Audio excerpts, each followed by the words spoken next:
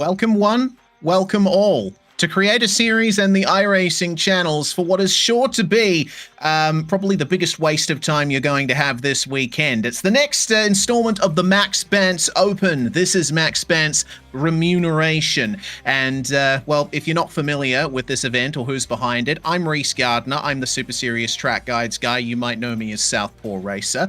And this particular event is going to need a payment plan in order to win the prize. Essentially, positions of drivers in the field will be taken at 3 installments throughout the race.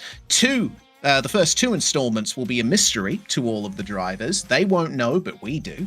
And your final payment installment is due at the finish. So basically, we take your positions at each installment, we average them out, and the driver with the lowest number, or the highest average position, will end up winning the event. It's quite the interesting format that's been come up with by our friends Jake Sperry and Cisco Scaramuzza. Speaking of which, Jake Sperry is alongside me in the commentary box. And Sperry, because I have no concept of time management, I haven't been able to put a terrible setup together for this one, so that duty has fallen to you. What are the drivers experiencing out there at the moment in the HPD ARX-01c at the Adelaide Street Circuit? A nightmare. Well, at the moment, they're experiencing a maximum high downforce setup at the moment in qualifying. So we switched up the setup just for qualifying purposes so they can all get a lap time in. But for the race, they have 45-degree left-hand down steering. They've got all the weight of the car on the back left and the front right, so it's rocking about a little bit. All of the counterweight is on the front. They're in a Le Mans spec downforce as well, so they've got no downforce to help them along the main straights and in through the corners. The gearing is an absolute nightmare out there because the best way to shift is to go into a H pattern shifter and go first to 6th to 2nd to 4th to 5th or something of that ilk. And then on top of that, I've maximized the differential clutch pad. So they've got 6 clutch pads available. So it is going to lock by blinking. Wonderful. That sounds perfect for an event like this. Bringing in the third man who's going to be joining us in the commentary box today, Cisco Scaramuzza, iRacing staff member and also a big promoter of this event. It looks like you've gotten all snazzed up for this one, Cisco. Can you explain to us what your intentions are with this? So I'm not sure who this Cisco person is. My name is Francis Scaramouche, and I represent the local municipality of the Kingdom of Banter, who elected me as treasurer for this event. My qualifications: I'm a real proto-Keynesian thinker. I graduated from the Stockholm School, top of my class, with an investment portfolio certified Pareto Optimal. I hope today that we'll have an auspicious event and a truly profitable champion. And remember, the virtuous economic cycle begins by paying tithes to your gracious leaders. So I bestow good luck amongst all our drivers here today. Okay, excellent to hear, Francis Scaramouche. Sperry, we've got quite the event ahead of us. The drivers are going to have to be completing 57 laps around the Adelaide Street Circuit with the terrible setup that you've just described. So let's just hope we get some finishes at least here. There's a couple of other aspects to the format as well. You can't hold on to the lead for too long. If you are in the lead for 3 laps in a row, you will assign them a 30-second stop and hold penalty. And if they fall off the lead lap, you will disqualify them. Yes, and that's because you can't fall bankrupt, but going bankrupt is essentially going a lap down, and you can't launder the money. So you've got to make sure that you're up there at the top and you're holding yourself steady and to account as we take a little look here at Adelaide right now in a lovely morning condition right now for qualifying. It's a bright summer's day. Certainly is. Just coming up to 9:18 a.m. in sim time. Track temperature, for what it's worth, is 23 degrees Celsius. Not that that's going to matter that much. I have to wonder, though, what conditions we're going to be expecting for the race. I would say that it's going to start foggy to overcast, and it will brighten up as the race goes on, as the hope of getting your plan paid continues. Yes, indeed. And you never know. For some drivers in the field, you may or may not have your qualifying position be what your first installment is. So we'll have to make sure that everyone qualifies effectively. Of course, they are running a different setup for qualifying. We're riding on board with your mate, Francis, Justin Malillo. Did he graduate from the same class as you at the Stockholm school? No, I'm afraid that is not the case. Justin is well, he's going to be in the dregs of society with the rest of our competitors here today, so he'll have to claw his way out and perform virtuously if he hopes to bring home the 2.0 fee here today. Excellent stuff. And of course, the 2.0 fee is the prize that the drivers are going to be racing for here today. Obviously, the first iteration of the Maxx Bantz Open, we had the WinRAR trophy. But of course, now that we've gone into this new era with Creator Series, it's probably a bit copyright-ish risky to be naming our trophy that. So the 2.0 fee is what they're going to be racing for. As always, it is a very simple JPEG done in Microsoft Paint, and I was the artist behind it. But I think, Sperry, it's going to be quite the prize to race for. Oh, it is going to be the ultimate prize to go and race for. It will be as a wonderful way to go and jump in and say, look, this is the culmination of achievement. I know people out there like Scott Rankin, for example, who is getting a brand new fridge, and the first thing that will be going on that fridge is his WinRAR trophy. Yeah, absolutely. It's become one of the most prestigious prizes in esports, some way or another. We have Reska Kyoso here being one of the creators racing in this event. And of course, Maxx Bantz's partnership with Creator Series has been quite fruitful so far. We've had some great guest appearances here, but they are competing for the exact same prize. Everyone is on an equal footing once they come in here. Yeah, everybody knows that they have an equal playing field. Practice is a taboo, and it will be about now. Oh, there's a big wreck here along the main stretch. 1, 2, and 3 essentially came as Jason Grafton, who ended up turned around there. Very tough to deal with. Look at the lockup there from Tixier trying to avoid it. They've spent an entire hour getting used to a car that doesn't handle, and they can see him there. Here's the fun thing about Tixier's camera there. You see the nodding dog there down on the left-hand side? That's his G-force. Wow, excellent stuff. Really gives you a sense for what kind of problems the suspension is going through around here. Of course, Cisco, it's a circuit with a lot of big curbs and a lot of bumps. It is public roads almost the whole way around as well. So in a car like this, it's going to be nothing short of a ridiculous challenge, even with a good setup on the thing. Yeah, that's absolutely the case. As I will peel back the persona just a little bit so I can actually help you guys commentate a little bit. I mean, Reese, you know this track better than I think both me and Sperry do. I mean, you put a whole like 20-minute video together. But of course, my lasting memory of this track is a Kiwi shocking the world in the last corner.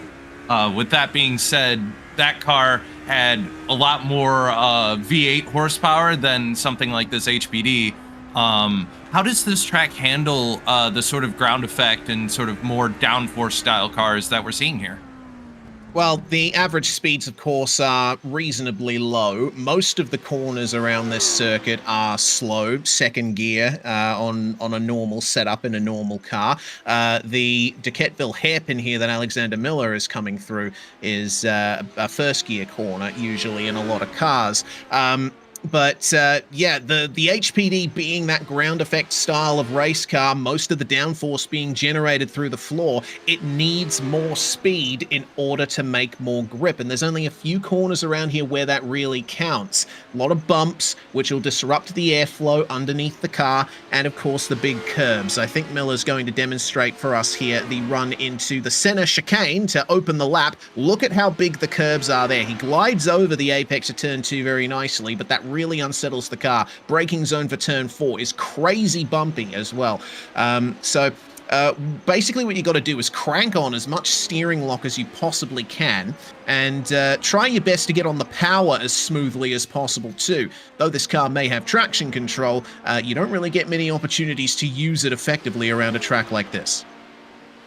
No, you really don't. And so if you're thinking about, okay, how much traction am I going to get? All of the corners are basically bundled up together in one stage or a second stage out there. So there will be drivers who will be looking to try and get themselves ready and sorted. There will also be drivers with 25 seconds left in qualifying who will be looking at what they needed out there today in terms of where they're going. And if you're not out there and you've decided you've missed the boat in terms of racing, you turn around and you say, well, you've already defaulted on your payments and you already lose.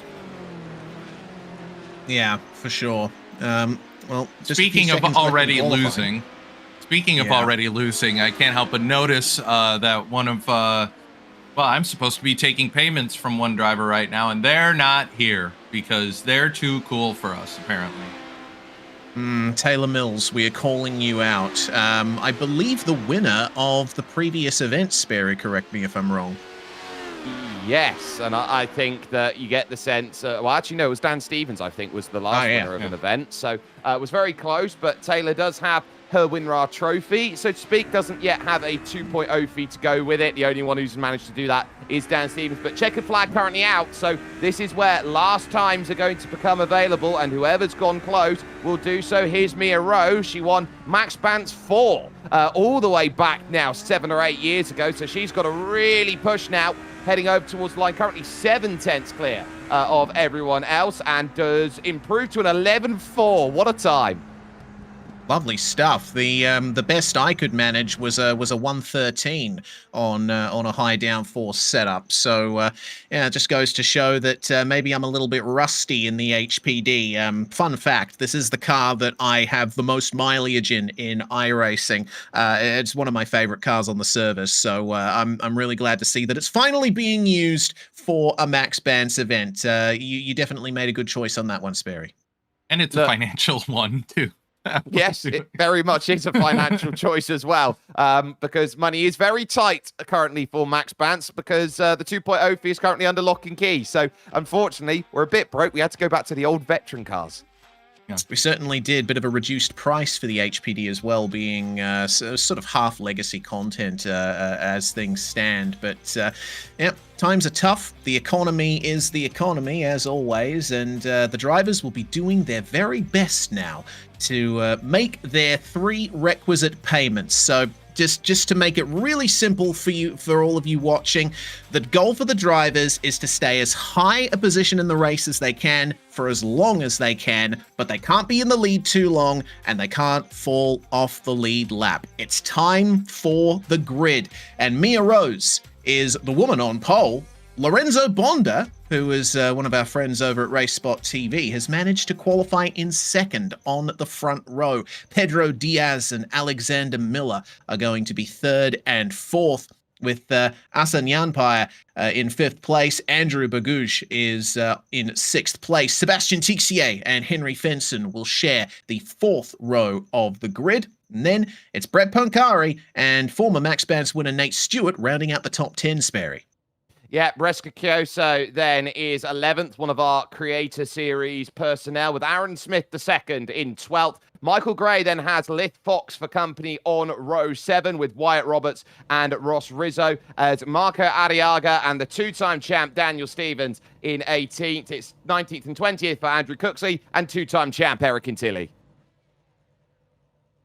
Justin Melillo starting in 21st place with Jonathan Ben alongside him, another long-time Maxx Bantz competitor there. Zen Nomi starting in 23rd place with Tom Holland in 24th. We find our way to the last 2 positions on the grid, Jason Grafton and Steve McLennan. Holland, Grafton, and McLennan did not set times in qualifying, so they will be starting at the very back of the grid. From what I can see, no pace car on the grid here. So this is going to be a standing start in about 15 seconds time. You're making them standing start with this gearbox, Barry. And with Noah's fists. That is evil. And Noah's fists. Oh, this is and it's now foggy. This is going to be so bad. Can't wait to see how things work out. Wait for that 3-liter V8 Symphony to descend upon the Adelaide street circuit as Maxx Bantz Remuneration is go, and everyone's struggling to get off the line. Lorenzo Bonda, though, getting a slightly better start. He's going to lead the way into turn 1, getting away to a nice lead as everyone starts to tackle the really bad fixed setup for the first time. Already a car around. That's Reska Kyoso. Aaron Smith and Brett Pancari have also fallen to the back of the grid. Biggest gainers so far, Andrew Cooksley and Jonathan Ben up 6 positions each. Well, they'll be very happy off the start that they've relatively got away cleanly. It's very tough. They're trying to relearn what they learned in practice here in these, believe it or not, evening conditions that they're finding themselves in, trying to work through into the very tough turn 8 out there on track. And this is where they're going to worry about the car getting light as they go through this section. They've got to carry the pace. If they don't, they're going to find themselves in the barriers. They can't afford to let. We got one around. Andrew Bogush there in the background going around spinning. And Lithium Fox, one of our creator guests, has gone around at turn 8. You see them stop by the side of the track in the background, absolutely destroyed the car. So it looks like both of our resident creators are currently in the pits taking repairs as, oh boy, that's really interesting down there at turn 11. An absolute traffic jam that they're dealing with, Cisco. They've binned it in the hairpin. I see one car on top of each other as we've just lapped, I believe, 3 cars already, so they are now done. Is this how we make a new LMP2? Yes, the birds, the bees, the flowers, and the trees, as it were.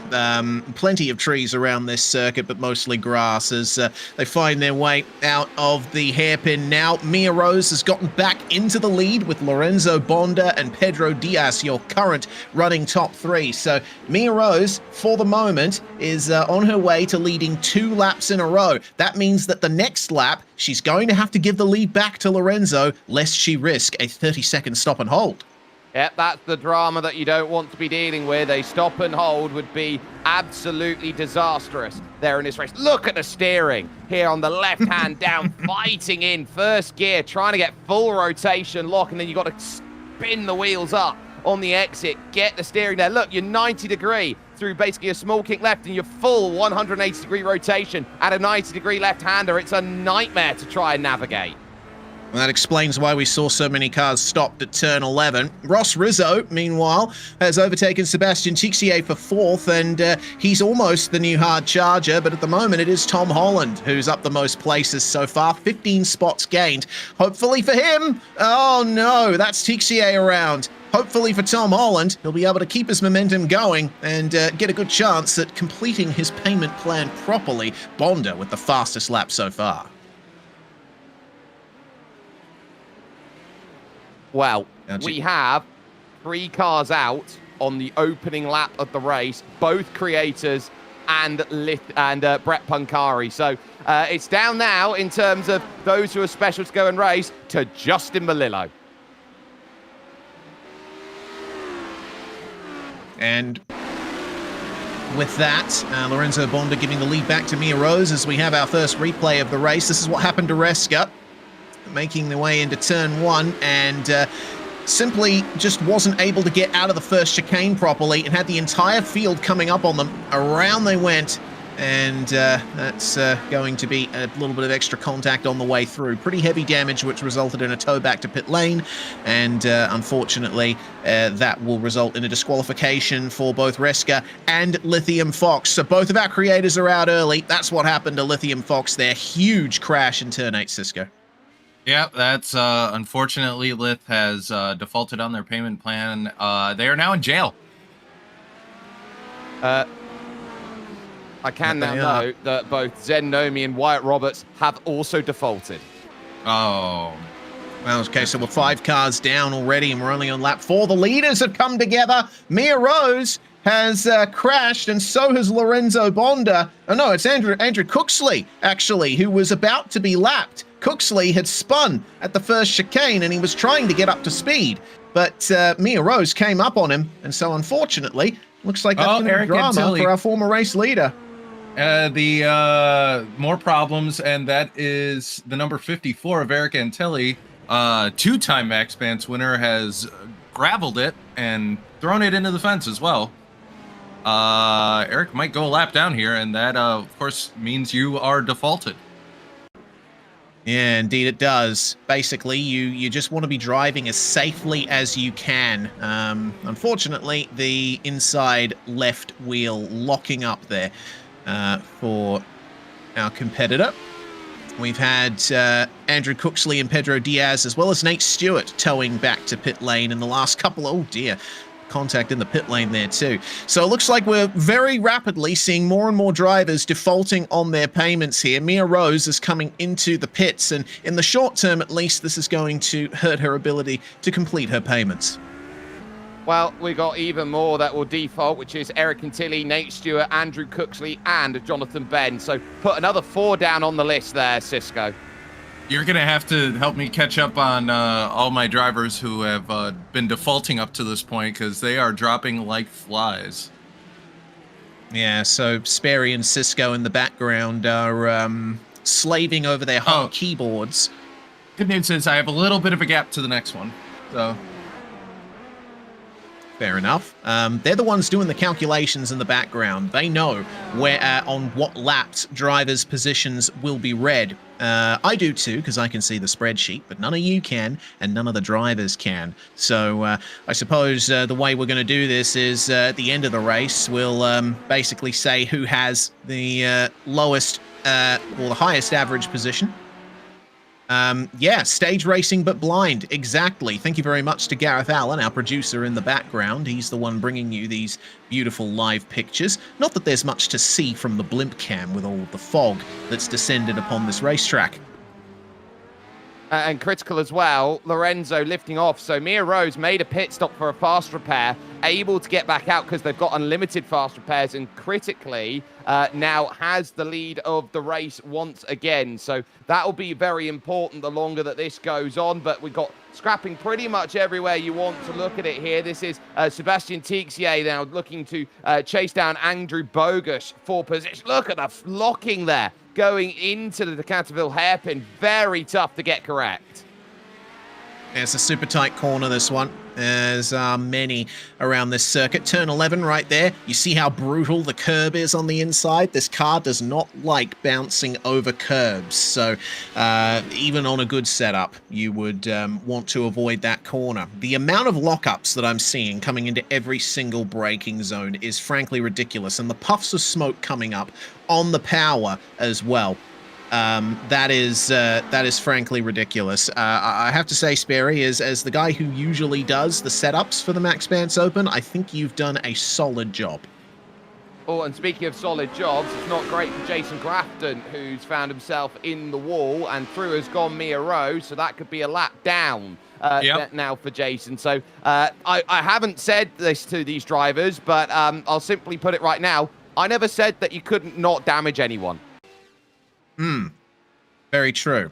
Very true indeed. We'll see what happened to him here coming into turn 8 already with the car not having the ideal setup for that part of the circuit, and a big old spin, tapping off the wall, gets back up to speed just in time for Mia Rose there to come on through and retake the lead of the race. 2 seconds is the margin that Mia Rose currently holds, and she's just set the new fastest lap of the race, a 119.2, which is incredibly slow in this car. There she is pulling over to let Lorenzo Bonda by. These two are the early getaway for the 2.0 feet.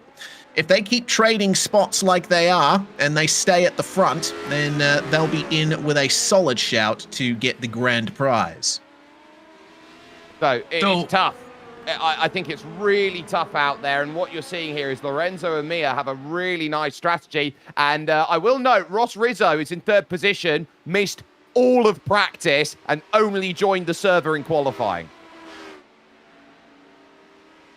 I do have a thought, by the way. I do have a thought, which is if I'm Lorenzo, I know Mia has pace because it's Mia. So do you once Mia retakes the lead here, do you just let Mia lead all 3 laps and then just do not let her fall to 2nd place at that point? I mean, that could be a potential outside strategy call.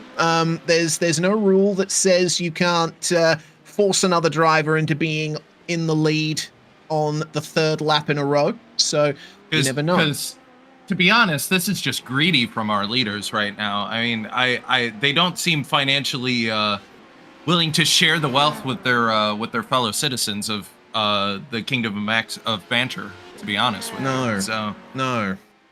Yes, we are an egalitarian society. So you mean to tell me we've got a Rose child and a Bonder child? Oh dear. That is something I never considered. Do with that what you will, as we find our way to the staircase section of the lap. Up to what I believe is the highest point of elevation on this circuit. There's really no elevation change to speak of around here. It's in the Adelaide Parklands. Yeah. It's a flat area. As Andrew just pointed out in the iRacing YouTube chat, this is not just their 2.0 fee, it's our 2.0 fee. That is correct. Unfortunately, Maximilian Jasmine Banter has been a bit irresponsible with his funds, so Lord Richard Currency had to come in and put the 2.0 fee on the lock and key, as there's our leaders having a bit of a problem down into the hairpin, both of them locking up. That just saved Tom Holland, because I think they were about to go a lap down otherwise. As I think we've lost McLennan, and I believe Miller is also done as well. Okay, looks like it wasn't our leaders that we were focusing on there. Tom's gone for a big old spin and has walloped the wall at the center chicane. Yeah, that doesn't look ideal, and he's just come together with Ross Rizzo as well. Far from ideal, and it looks like Rizzo, our third place runner, is going to be in some trouble here. Has to get back up to speed quick, sharp, as we make our way into the center chicane here. Oh, Justin's been in it. Oh, dear. Justin, Justin hit the curb going through the first chicane and spun it. Still alive, though. Yes. Oh, have a look at that wheel there. Completely stuck there. That's Ross Rizzo getting smushed into the runoff area. And, well, remains to be seen when he's going to get going again. I believe he has already gotten rolling, but he's just been passed by Daniel Stevens, a two-time winner of the Maxx Bantz Open. Oh, hello. The caution flag has been thrown. That's going to bring the race back under control. Oh. It will save Asa. So, yeah, Asa, the umpire, has 3 wheels on the car at the moment. But critically still on the lead lap. Oh, no. No, well, uh-oh. Yeah, all right. Game over. Well. Not yet. The lap hasn't been completed. If Asa could get that car rolling. Uh-oh. The problem is they have to turn right. And, well, they kind of can't. No, right front. It looks like we got another driver defaulting on their payments, unfortunately. Oh, dear. This is not good. The credit rating of the Kingdom of Banter is continually going down with every passing minute here. Yeah, I mean, think of all the repairs we're going to have to do to all these cars. I mean, we couldn't even afford to take out insurance on any of these things. Yeah, what's the scrap price? More than you can afford, pal. HPD. Oh, dearie me. Well, keeping an eye on things thus far. As we figure things out. Which driver, if you guys can say, is in the best position right now early on? Right now, I am at a tie at the moment. Okay. Not a shocker as to who that is if you've been paying any sort of attention, but very true. Mia Rose and Lorenzo Bonder have been dominating this race so far, swapping the lead every couple of laps, which is as far as we can approach to a winning strategy for this event. But how do they propose to swap under caution when they're locked? Oh no! Oh, I didn't think of that. Mia's gonna lead to Mia has. Oh, it's also Lorenzo. Oh no! Oh no! They're gonna be waiting on each other to leave the pit box. This is evil. Oh, Daniel Stevens is slowing up potentially to try and get this over the line. No, so Daniel Stevens will take the lap lead. All right, Mia is saved. Mia is saved somehow. Only by the grace of God and Daniel Stevens is she able to save herself from being hit with jail time. 30-second stop and hold in the pits. So, repairs done for cars that need it, which is most of them, frankly. Also getting a splash of fuel in the car as well. A full tank of fuel in this car, 60 kilograms, by my calculations, can go about 44 laps around this place. And of course, the race is 57 laps, so you will have to jump into the pits for some more fuel. Maybe once or twice. I think a good opportunity to come in right now as we find our way back out onto the circuit. I'd say, Reese, if you look at the spreadsheet, by the way, you're noticing how many defaults there are now. It's oh yeah, yeah, absolutely. Has anyone been paying attention to the rear left tire wear? I would imagine that it's going to be quite substantial. I don't have the data on board at the moment, but when we get our eventual winner into the comms box, maybe they can tell us how bad it is. I would say that they would have probably needed to make a legitimate tyre pit stop out there because of the amount of wear they are getting on these HPD ARXs. Yeah, far from ideal. Well, with that, it would appear that we have lost half of our field, which is not ideal for us. Only more, yeah, a little bit more than half our field, and we're only on the 11th lap. So I shudder to think what the rest of the race is going to bring us. We've still got a long way to go here. I mean, this just tells me that the Kingdom of Banter really needs some financial education. That's just not good. They're gonna have to borrow some credit from another nation. Perhaps, I don't know. It's not great. It's not great. I'm gonna be honest. I don't know, are there any other banterous nations that would be willing to lend credit to the citizens of the Kingdom of Banter at this point? I heard any Lemons ideas, is going right. Maybe Lemons. Yes. Take the car in.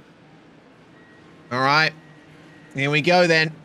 Get ready for the first restart of this race. Daniel Stevens going to control the field as he comes to the line. Green flag flies, and we are away once again. It's Stevens and Michael Gray, our top two, as Marco Arriaga goes spinning on the start-finish straight. Only car to do so, and the right rear tire is not connected to the ground at all. So I think we might have just seen our second defaulter right there, or our next defaulter right there. Justin Melillo and Pedro Diaz falling to 11th and 12th thus far. I believe I saw Pedro Diaz towing back to pit lane early on in the race. Did he avoid falling a lap down? Looks like it. Wow, that's lucky. Yeah. So Pedro is still in this in the number 14. Yeah, and so you play with your luck right now, and Daniel Stevens in a position where if he leads this lap, he's getting a penalty out there. Michael Gray, Seb Tixier, Mia Rose, Lorenzo Bonda, all there, all lining it up down into the hairpin. Oh, big lockup. Yeah. I Not think lining Stevens it up well just enough. heard the broadcast and just bailed out of it. Yeah, Daniel Stevens does listen to the broadcasts of the races he's involved in, so I wouldn't be surprised if that's the case for him. Now it's Sebastian Tixier who's going to lead a lap here across the line. It's a massive pack further back, though. We've got Tixier, Rose, Stevens, Bonda, and Michael Gray all battling there. That's the 71 of Andrew Bogush making the move on Ross Rizzo for P6 and immediately losing it again as they pass Marco Arriaga, who's still stuck in pit lane. He will be going to prison. Bankruptcy beckons for the number 13. I wouldn't say just yet because they crossed the line, and so they got a full tow around, so it'll be next lap where it's called. Right. Okay. Well, Marco better hope that his repairs are done quick, sharp there in the pits. The Reaper is hovering over that car, so. The banhammer is levitating and ready to fall as Henry Fenson struggles to get the power down out of turn 7. It's going to be a drag race between himself and Andrew Bogusz there. And side by side into turn 8 is not ideal. There's actually a passing rule at that corner in the real world. If you're not fully alongside the car ahead, then you're not allowed to go for the move. You have to pull out. It's basically a permanent yellow flag situation, as that looks like Track's Michael jammed. Gray getting spun around. Track is jammed, but on the right-hand side, off goes the rear wing of Henry Fenson, I believe. And, well, Andrew Bogusz is going to have to find his way back up to speed. It looks like Michael Gray has been able to get free of all of that as well. Pedro Diaz, meanwhile. Track's jammed in the final corner. Oh no, Aaron Smith has gone around, and he's getting pushed out of the way. That's going to be Daniel Stevens moving back past and struggling to get back up to speed. And now Smith, well, he's not going to have an ideal running here. I suppose the bright side of things as we check out what happened, a simple spin into the final corner, and there was nowhere for Stevens to go. I suppose the amount of people who have defaulted on their payment thus far, which now include Marco Arriaga, unfortunately, it means that there's actually a better chance for everybody still in the race to complete their payment plan, because they're not going to have their final average messed up by finishing outside the top 20 or something like that. Big spin in the background there. I believe that may have been Michael Gray as Henry Fenson now makes his way past. Oh, Lorenzo's trying so hard to get back round and has knocked the rear wing off, trying to get it turned round. Critically, Miro's lead, so Seb Tixier's given that up, but look at it, that rear right tyre, even flat without any damage, is desperately trying to lift up in the air, and there was next to no downforce on it to begin with. Now there's none on the back. Oh no, Henry, no! Oh, right as Henry was leaving pit road. Oh. That's sad. Looks like, Henry Fenson falling a lap down to Mia Rose just as he came out of pit lane. Into the pits is going to come Lorenzo Bonda, and it looks to me like Lorenzo may be in danger here of bringing his average up, which is not ideal. You look at the average and you go, okay, how many cars are left? There are 10. So at worst, you're looking at potentially top 5 for most of these drivers, and they'll go, those are big points. If you get a good number early, you're going to be smiling happy days. If your numbers are drawn late, it's almost like Royal Rumble technology there, that the longer that you go, the later your numbers are, the better chance you have of winning. Yes, so for anyone just coming in, hearing us talking about this and thinking, what on earth is going on here? I'll explain it once more. So drivers have their positions recorded at 3 intervals throughout the race. The first 2 intervals are known only to us, and they are different for just about everyone in the field. The final interval where your position is recorded is the end of the last lap. And basically, the higher up your position, the better your final result will be. We take the average of the positions at those 3 installments. And the driver with the best average position at the end will get the 2.0 fee, the prize for winning this event. It's difficult to show exactly on the broadcast because we don't want to give away too much to the drivers. They obviously will be trying to get as much information as they can about where they need to be, but all they really can do is run as high as they can without crashing. Someone was asking, by the way, someone's payment started on lap 1. We had drivers starting their payment on lap 0. So payment is eternal, and you're all in it, and you all have to do it. Death, taxes, and Maxx Bantz. Perfect, Trinity. Yes, we are inevitable. We are infinite. We are eternal. Yep. Or Mia's in the just like no, Mia. Yeah, Mia doesn't want to go to jail. Look at those shades. Oh, Justin with the shades. Lovely stuff. Wonder what his view's like through turn 8 as a result of that. Looking through the Venetian blinds. Blind. Oh no! Actually blind. Oh god. That's not ideal. Oh. Pedro Diaz have...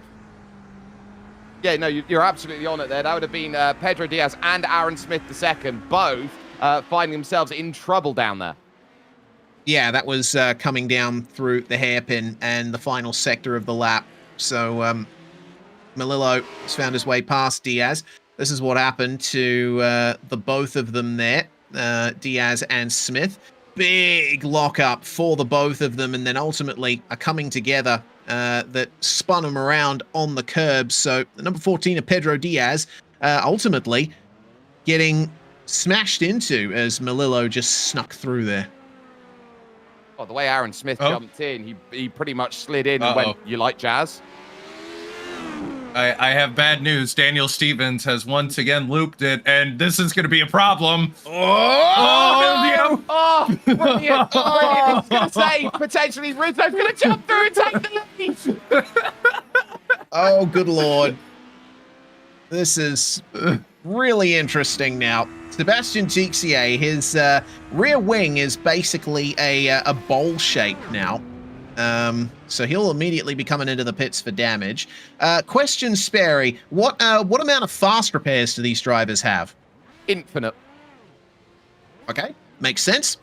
Allow them to get back out there quickly, but it also puts the onus on them to get the car back into the pits under their own power. Yep, they've done a David Coulthard. They absolutely have.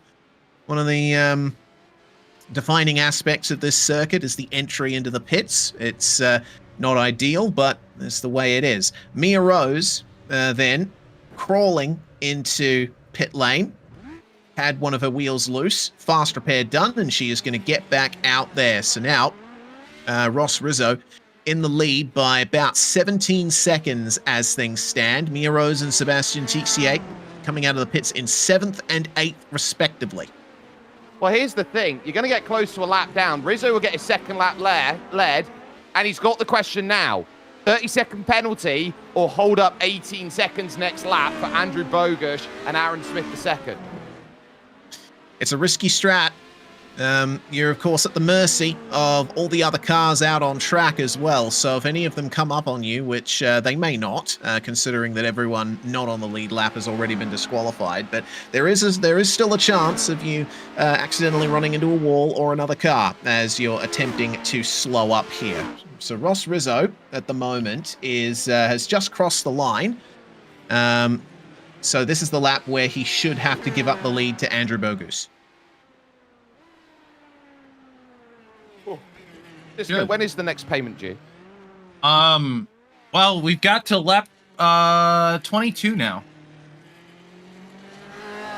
Daniel Stevens, unfortunately, the most recent driver to default on his payments.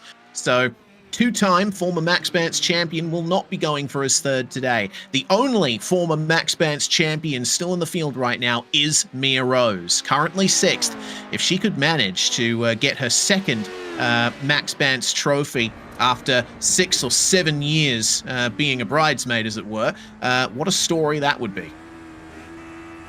It would be excellent. We love having two-time winners. We've got a whole bunch of two-time winners, and it would mean that Mia Rose would have the longest gap between two Maxx Bantzes out there, having won from Maxx Bantz 4. Yeah, that was a very long time ago. We did 26 others. Rizzo's between pitting. That and the Creator Series partnership. Yes, that's Ross a way Rizzo to do it. Coming into the pits. That's a way to do it to lose the lead. Yeah. Unless Andrew also pits. Mm. Well, then we're going to have the situation that I was worried about, where we might have drivers sitting on pit road waiting for... This is going to turn into last round all over again. Nope, they stayed out. All right. Yep, he was literally just waiting them. Yeah, he was literally waiting for them. Good job, Ross. Unfortunately, he has lost 3 positions out of that, and he will come out in 4th place behind Pedro Diaz. I am frankly amazed that Pedro Diaz managed to escape defaulting on his payment earlier on in the race, and now he finds himself in 3rd. So, depending on... Oh, dear. Well, he's certainly no stranger to spinning. Gotta be careful here. Here comes Lorenzo Bonza and Mia Rose, and Ross Rizzo coming through now as well. Diaz is going to fall to 6th. But depending on when his next payment is due, which lap number his position will be recorded at, certainly it's going to be better than the alternative, which would have been being out of the race very early on. Shame. Basically. Shame. Eternal shame. Yes, that is correct. Eternal shame for Daniel Stevens, Henry Fenson, Marco Arriaga, Asa Nyanpire, Tom Holland, Steve McLennan, Alexander Miller, Jason Grafton, Jonathan Ben, Andrew Cooksley, Eric Antilli, Nate Stewart, Wyatt Roberts, Zen Nomi, and our creators Reska Kyoso and Lithium Fox, as well as Brett Punkari. Those are the drivers that entered that have thus far fallen a lap down and been disqualified from the event. We have 9 cars still running. And can we also just mention double eternal shame to Corey Vervinkt and Taylor Mills for not bothering to try and help pay for the 2.0 fee this round. Absolutely, freeloaders. Yeah. Yes, freeloaders they are. Yeah, and Corey Vervinkt is obviously loaded, as we all know. Aaron Smith making his way past Andrew Bogus for the lead. Corey Vervinkt also from Indiana, in case you didn't know. Yeah. He doesn't bring it up or anything like that. No. Why would you? No, never. Indiana? Yuck. Oh, we're gonna hear about that one later. Here we are. Aaron Smith taking the lead. It's critical. Why? Because Andrew Bogus was about to get to that third lap. We look at Justin Malillo, who's done a really good job, actually, of just keeping it out of trouble. It's the Dory method. Just keep swimming until you get there. Thanks, Sean. And that's it. Oh, quite the lock up there on the way into the final corner from one of the cars here that has decided to go for a very retro livery. Michael Gray, currently running 9th and last. Our race leader, as things stand, has just gotten onto the start-finish straight now. So Michael really has to bring up the pace here if he's not going to fall a lap down.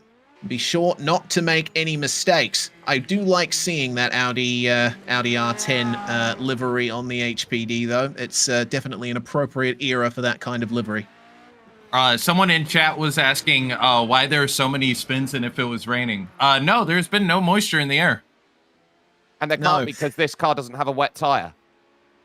Yes, So, the amount of spins and bad driving that you're seeing is purely due to the fixed setup being as awful as we could make it. Do you want to just give a quick recap, Sperry, of what the car is supposed to drive like for these drivers? Terrible. In more reality with it, the steering is 45 degrees left-hand down. They're looking around at what they've got. It's very heavy on the brakes through the differential, so that's why you're seeing so much locking up into a lot of these corners. They're having to battle through the gears, which the fastest way to do it is to H-pattern shift 1, 6, 2, 4, 5. And as they're sitting down and understanding how they're trying to deal with this machine, all the pressures as well are minned on the left side and maxed on the right side as well. So that's going to create a lot of pressure for these drivers to deal with. And critically, they've got no driver aid assists either to help them out. So they're all having to do this as manual can be. So I this hope is going to be interesting here, by the way. Oh, yeah, it Not is. that I can Bogus, reveal Thunder, to and why, Rose. but this is going to be very interesting here. Okay, so one of the drivers on screen at the moment is going to have their position recorded at the end of this lap, and that will factor into their average position at the end of the race. It could be quite tight. Again, it's a mystery as to who exactly is going to be on top, and we haven't been able to reveal yet who is technically, quote-unquote, in the lead in the pursuit for the prize. But regardless, Aaron Smith. We have actually sent out that information, Reese. We are sending it by post, so it should be there in 7 to 10 business days. You'll be able to find out who is currently leading at this exact moment. Oh, okay, Aaron's gone straight on. Oh, yeah, he's gotten into the gravel trap at turn 11, and well, he's hidden behind that tire bundle. Out he comes back into 4th. Andrew Bogus will be the one to lead the 23rd lap of the race, and well, fairly typical for the setup we're running. Massive lockup into turn 11, and there was no response from the front end. So, yeah, Cisco, I guess if you're giving me like live updates on where everyone's at, and you're sending them out by post, I suppose my letterbox is going to be very full next week. Yeah, it's you should probably get a PO box for me to send those to instead of your normal address. Fair enough. I'll make sure to get one of the big lockers as well. I don't want to get in trouble. I might have an angry call from Australia Post. Tom Holland, the Spider-Man, or different Dutch guy? I believe that is Spider-Man, right, Jake? Yes, and it's 1,000 ping he normally runs with. Yes. No, that is your friend Tom Holland, who unfortunately is defaulted. No longer and been dating sent Zendaya. Yeah, and it's also defaulted and is now in the Kingdom of Banter's prison. Yes, and none of them will be released for another 3 months until the next Maxx Bantz comes around. Of course, if you're unfamiliar with this event, it happens every iRacing Week 13, just about. And basically, there's a spin for Lorenzo Bonda. And Andrew Bogusz as well, I believe, losing the lead to Mia Rose. This event basically has the goal of being the most ridiculous sim racing event you could possibly run. We always try to run off-the-wall formats and make the drivers do things in the sim that they would otherwise never do. We're using sim racing to its fullest extent here to create laughs, to create banter, to create entertainment, and that's basically everything we stand for. As well as being rich, because, the 2.0 fee is quite the expensive prize. I believe it's the most expensive JPEG ever made. Yeah, I believe so. It's more expensive than the WinRAR trophy, which was the second most expensive one ever made. That's what set our producer off. I barely heard of this whole show, and that's what started the giggles from the production truck. Oh, boy. Yes. I wonder what the most expensive JPEG was before the WinRAR trophy came around. Potentially the first JPEG ever made. It would have taken it was probably millions of dollars to generate that. It was probably some artificially inflated value on some monkey or something like that, probably. True, but very true. But no, here we have actual quality JPEGs now. Uh-oh, what happened? I saw Lorenzo spinning on the way into the pits there, I think. He was trying to make his way back and ended up spinning on the way into pit lane, and he's been really struggling to get the car back up to speed. Was he even intending to enter pit lane? It looks Probably like not. the answer is no. So that's just about how much struggle is. That right-hander before you hit the brakes, so easy to switch it up, get it wrong, and so you've got to be really cautious about how you're trying to apply the brakes, because you'll have nothing, and all of it at the same time, and then suddenly the wheels are locking up and you're around because of the weight balance. So we're on lap 26 now, with lap times averaging about 1 minute and 20 seconds for the moment. We should be done with this race in about probably 45 minutes max, as things stand. 3 wide for not the lead. to butt in here. Oh, go ahead, Sperry. Sorry, we had 3 wide for the lead for a moment. It is getting busy at the front. Oh yeah, look at this. This is a whole battle pack here. We got a hornet's nest. Yep. Well, that's Michael Gray spinning, and that's going to be Bogusz coming into pit lane. Doesn't want to lead a lap, but Michael Gray, with that, has fallen a lap down, and he will become the next driver to default on his payment and be disqualified. We are now down to 8 drivers from 26 starters. I tell you what, I think the biggest winner of this race has been the debt collection scheme. Yes. Absolutely. The banter debt collection service has certainly been making quite a bit of money from this. Gareth pointing out in our chat that Michael hadn't even made one payment yet. His first payment installment wasn't due until a very long time into the race. Yeah. So if he just kept at it, he may have had a chance. Yeah, unfortunately, since Michael is in prison, I will reveal his payments were scheduled for lap 40 and lap 46, but again, that is not going to be extracted from today's race, so... Will we be able to find out the scheduled payments for the other drivers who have defaulted? That's a lot of effort. Oh, it is. Too much effort for Bantz. I can tell you, and I can reveal this, because she has double eternal shame because she was not here. Taylor Mills was one of our drivers who was scheduled to give a payment after qualifying. Of course, she did not bother to attend, so therefore double eternal shame on her. However, yes, that was in fact an option. Yes, indeed it was. So in that case, your qualifying position would be the first position factored into the average. But do you think they're pitting for tyres? Yes, looks to be the case. I really want to know what those wear rates are like on the rear left. Can they get to single digit? I think they might be getting to single digit. Of course, the HPD has been... Might have a payment coming up here. It's been so long. Okay, well, we'll have to wait and see who exactly it is. PCA's gone around. Oh, dear. PCA from 4th place, and looks like some damage on the front left, so not going to be much more that he can do about that. It would appear that the front right is also looking a little substandard as well. That car is lifting off the ground coming through the turns, which is not a good position for any race car, let alone a pure downforce machine like the HPD to be in. Hey, Reese. Yeah. Remembering your video on this, how do you think this circuit would have fared the drivers if this was the originally proposed layout for this race? Oh, yeah, that is a very good question. So for context, on my YouTube channel, Southpaw Racer, you will find a video called Why Adelaide Set the Bar. It is a sort of mini documentary on this circuit and the way its layouts have evolved over time. The original layout for this circuit was in a completely different location as the yellow flag comes back out.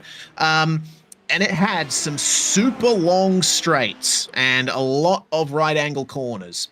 Just basically all 90-degree stuff, and clearly a lot of high speed down bumpy public roads. I think the drivers would have fared maybe a little better, depending on if everything stayed the same, if we still had the same setup. Because in a straight line, it seems like the setup is reasonably stable.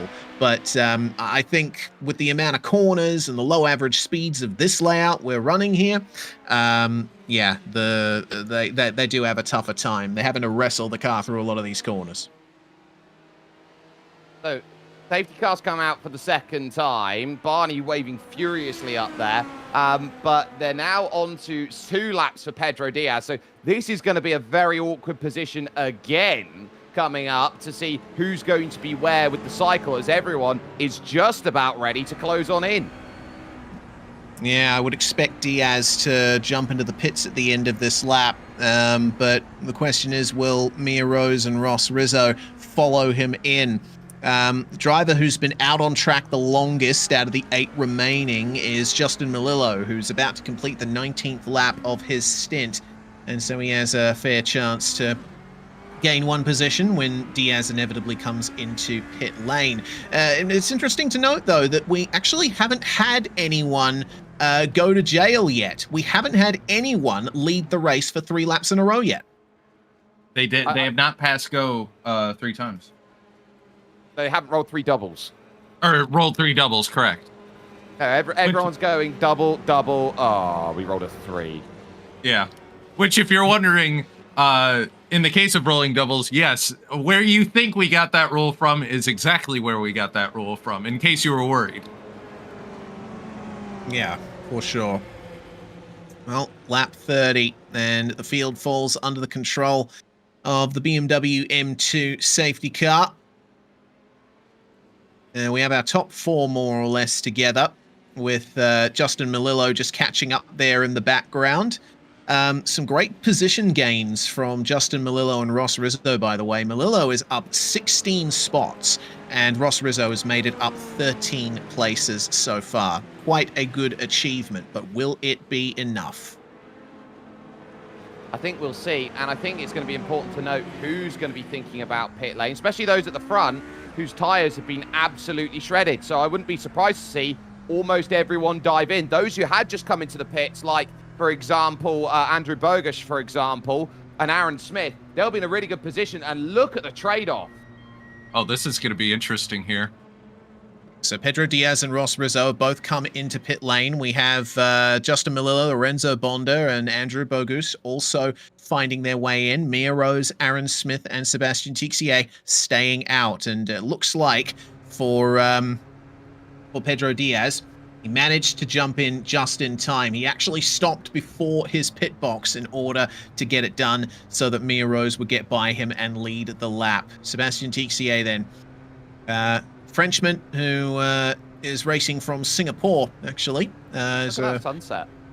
That's beautiful. That's very nice. I mean, usually when it comes to event setup, Sperry, you tend to go for conditions that go for like maximum humidity, lots of fog, or massive track temperature spikes and stuff like that. But seems like the conditions that you selected for this one have gone a long way to creating some nice pictures. You know, like the currently 35-kilometer-an-hour winds from the east. Or from the west. That's evil. Oh dear. So that's going to result, considering that it's sunset and the drivers are driving to the west when they look at the sun. They're driving away from the sun now. That's going to be a massive headwind here coming out of turn 7, and some pretty big crosswinds on the way out of turn 8. Yeah, that's far from ideal. I would direct your guys' attention to the spreadsheet, by the way, as there has been some developments during this pit road cycle. Not necessarily. Just remember that you can still default even now. Yeah, that is true.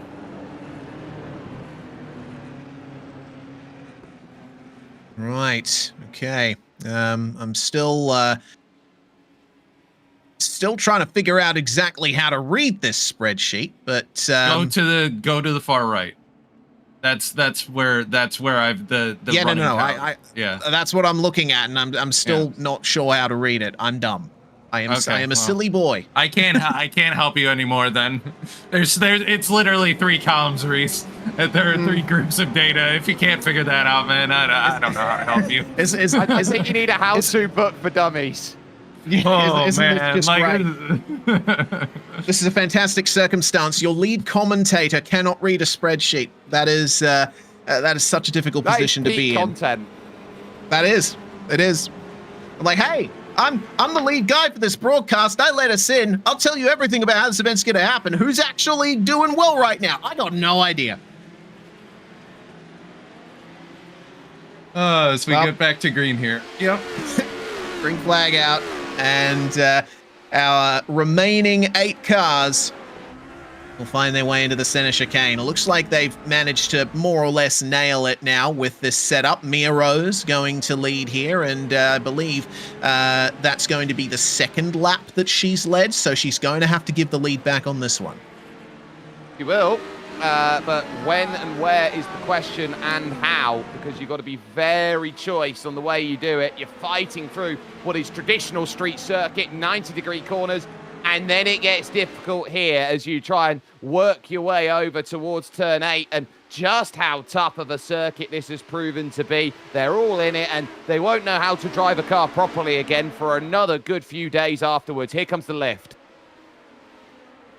Oh, that's a big lock up there from Mia Rose. She's going to give up the lead to Aaron Smith right there. Sebastian Tixier trying to get on the attack, but unable to find his way past. Ross Rizzo also trying to take advantage, as that is a really difficult run through turn 11 for Bonda and Bogusz, who are battling for 6th and 7th at the moment.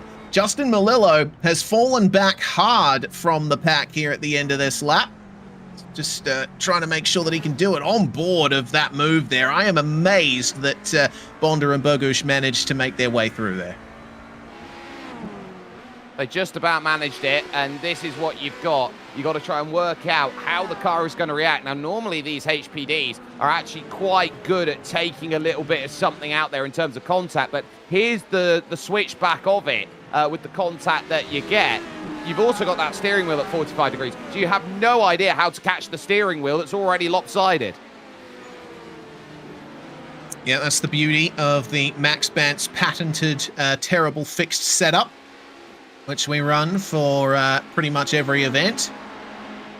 It's almost always been the case that we sit down the week before and try to work out, okay, we've got the car sorted for this event. How do we make it drive as terribly as possible? And I think the HPD, as that's going to be wide for Rizzo in the hairpin, and he's got Aaron Smith on the exit there. Yeah, that's not ideal for Aaron Smith. One of the great things I think about the HPD actually, Sperry, is we're going to see what happened to Smith here. It looks like a pretty simple spin by himself. There's so many settings you can change on this car. Every single gear is alterable, which is the main reason why the gear ratios we've gone with are so ridiculous, and they have to go for that optimum order of gears that's a bit off from what you expect. So let me put it to you like this. Top speed in 4th and 5th gear is 307 kilometers an hour. Top gear in 6th gear, 170 kilometers an hour. If you shift from 5th to 6th, you will pop the engine. Yes, and I think the drivers worked that out very quickly in practice. Meanwhile, on the back of Sebastian Tixier here is Lorenzo Bonda. Commentator on Race Spot TV is Lorenzo. I've had the pleasure of sharing a commentary box with him on more than one occasion. We'll see what he can do as he finds his way up into 3rd and 4th. And the run through turn 8 on board here, it's just flat out. Of course, a Le Mans spec downforce package, so they barely have any air flowing across those aerodynamic surfaces. So I'm amazed that they're still able to go flat out through that terrifying right-hand kink in the middle of the lap. And it's amazing looking at that run into turn 11, literally everyone locking up the left front on the way in. Well, who needs a left front? Yeah, I mean, it's not like it's the tire that does the most work around this track, right? No, you don't need that. Nah, mate, you don't need that left front tire. You'll be all good with 3 wheels on the car. Mia Rose to the fastest lap once again, into the 118s for the first time. She's certainly getting her esports on with those kinds of laps. Well, she's only 7 seconds off the pace of her fastest lap time in qualifying. Yeah, and honestly, putting all banter aside for a second, that is quite impressive. To be able to get the times out of this setup, I would have expected the lap time gulf would be a lot larger. 71. In the wall, yep. And Cisco, I think you just saw it. Yeah. I literally just saw it, and that was another case of, well, Andrew's already, I believe, the internet gods are already trying to get rid of him, and then he hit the curb and spun the car out in addition to that. So that's just all sorts of bad work. Yeah, coming out of turn 7 was where it happened. It's a very sharp curb on the inside of this corner, and you can't hit it. The car's spinning ahead of him as well. Looks like he wasn't the only one with issues. Oh, Pedro. Oh, they're playing chicken. They're playing chicken. Oh, here we go. Here we go. They're playing chicken. It's happening Mia again. This happened in Mexico last time. Oh, yeah, here we go. So Pedro Diaz gives it up to Aaron Smith just before the line, and there's problems for Mia Rose and Sebastian Tixier. Sebastian keeps smashing the front end into the wall there as Melillo arrives on the scene. Look at the crown! They might have just cost. They might have decided that Mia isn't allowed to lead anymore. No. Yeah. And Mia's now going to have the most awkward one lap to get back around. And she has to get back around or she will default. Keep in mind, if she falls a lap down, this is over. Oh, dear. So Mia Rose was effectively one of the contenders to win this one. And there's Diaz going wide to let her go again. Yeah, see, because Mia was leading for a while. And yeah, it looked like Pedro was trying to play games with her. Unfortunately, Sebastian Tixier comes in and completely smashes into Mia. The both of them struggle to get it turned around. Yeah, this is going to be difficult for Mia Rose. She's only been able to crawl around the circuit at the moment with a car that is crab walking like crazy. And our current leader, Aaron Smith, has just made his way through to the start-finish line. Mia's only at turn 6. Oh, this is going to be close. Oh, She's going to have to get as much speed as she can down the straights here. Yeah. Yeah, you're just going to have to hope that you can hold. And you look, it crabs at the best. Look at that. That is 90 degrees out there trying to get that back. Goodness gracious. They'd pull you over. Yeah, this car is not She is on the correct side of the road. She is on the correct side of the road. She's driving lawfully.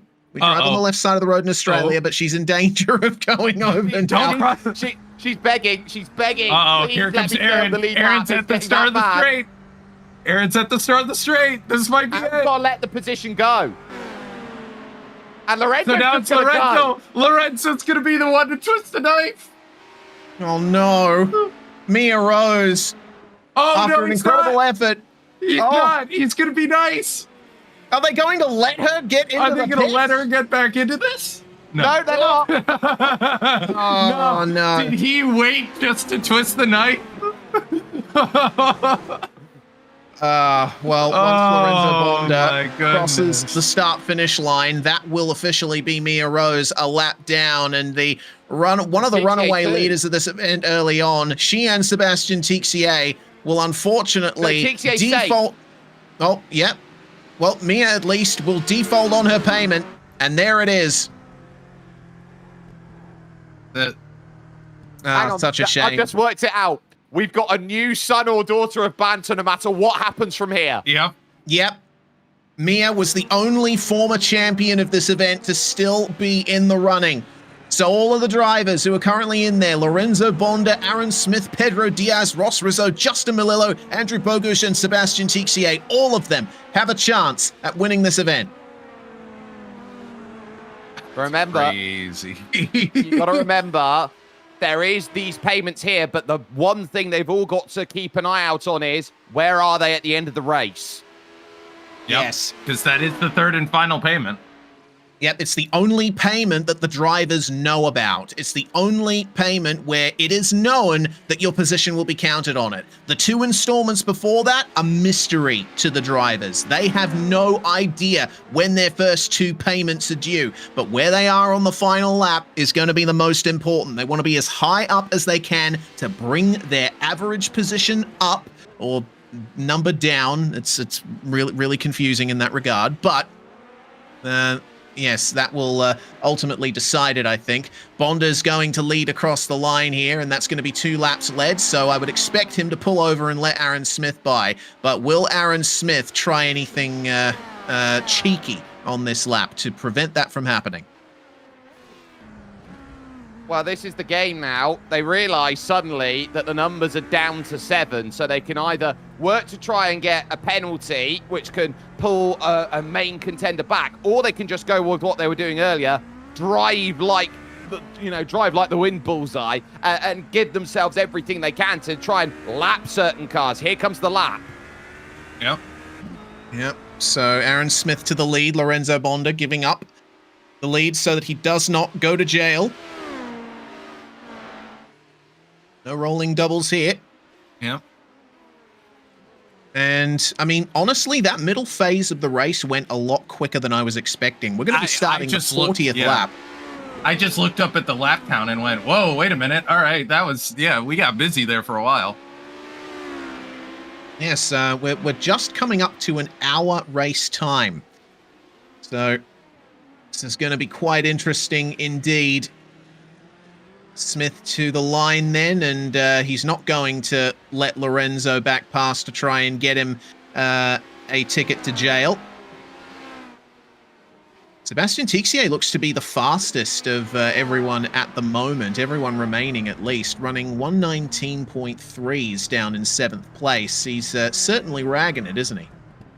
Well, he's got to. He's got fresh tyres. He's straight out the pits. The car's had a fast repair, so it's functioning as intended now. And so it's a case of I have to make hay while the sun shines. I'm a minute 13 behind the lead. And, you know, obviously, not being entirely aware of when his first 2 payments were due, I would guess that Lorenzo Bonda is one of the drivers who's truly in contention for the win of this one. He's been running in that top 3 for the majority of the race, which, you know, on the face of it, really puts him in a good position. Oh, absolutely it does. And so if you're up there in that top 3, you're keeping your position there. You are being a money bag, so to speak, and you're hoarding all the wealth, but it doesn't matter. You can be happy. You can be king of the castle and look around at everyone else and say, look, I'm happy, king or queen of the castle. But for the moment, Aaron Smith, happy with placement here, but Lorenzo, stay near the lead. You're going to be very likely to get a good result, but it's not been as simple as that. We've seen that already today. Yeah, I think it's, well, I mean, you know, obviously the richest people in the world make the headlines, don't they? You don't know much about the 2nd or 3rd richest people in the world, do you? So, yeah, I think it's a really good strategy to just be running just behind the lead for the majority of this race. Somewhere after you said that, by the way, I can feel Brennan Lee Mulligan punching the air. He's rolling over. He was in bed, and he is very angry all of a sudden, has no idea why. Negative infinity points. Yeah. Wouldn't it be great to get Brennan on the call for one of these races? I think that would be hilarious. If Brennan even was aware of what sim racing was, I would be stunned. Someone that's chat and viewers, that's your homework assignment for the next 3 months. We have to get Brennan Lee Mulligan into iRacing somehow. Yeah. You know, despite, you know, he's DMing Critical Role and he's on all the Dropout content and all that. No, we should also try and get him involved in sim racing too. I'm sure that he'd have a lot to say about it if he did get involved. I've got it. Well, I've got it. We get him to do an AI race of all Sam Reichers. Yes. He's been here the whole time. Fastest lap, Lorenzo, 18.8. Hello, that's Mia Rose level pace. That's actually faster than Mia Rose's fastest by about 700ths of a second, or 600ths.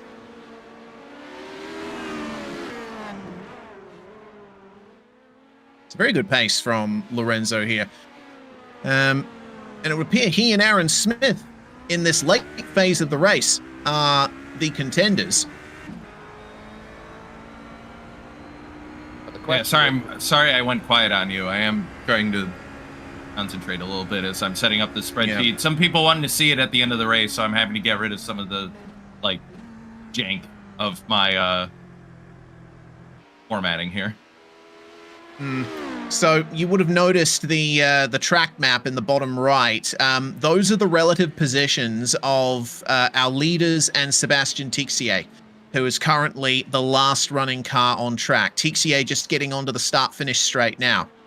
So that is potentially going to be a point of contention for Sebastian. Remember, he can't fall a lap down, otherwise he defaults on his payment. And with the pace that Lorenzo is setting here, it's looking like he'll have some pretty good chances here of getting Tixier a lap down or more. Trade for the lead. Bonda lets Smith go.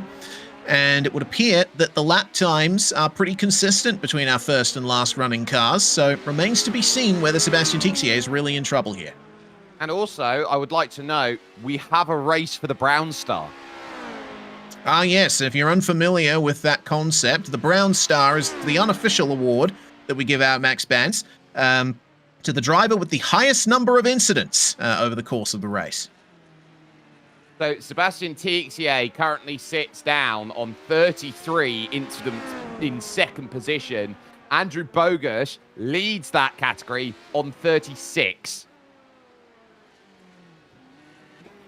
So at the moment, Andrew Bogusz is in the running for the Brown Star Award.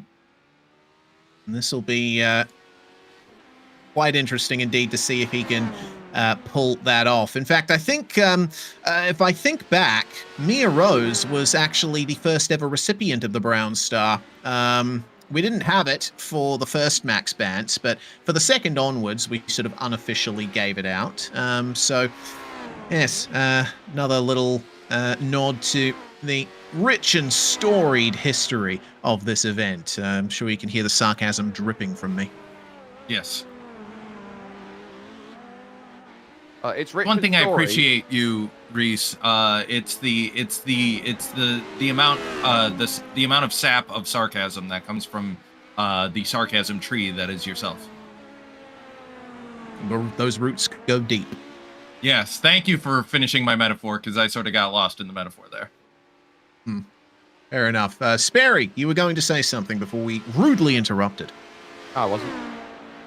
Weren't you?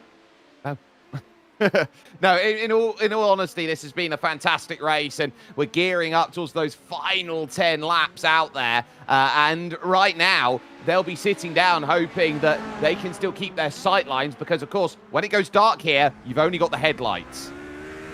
True.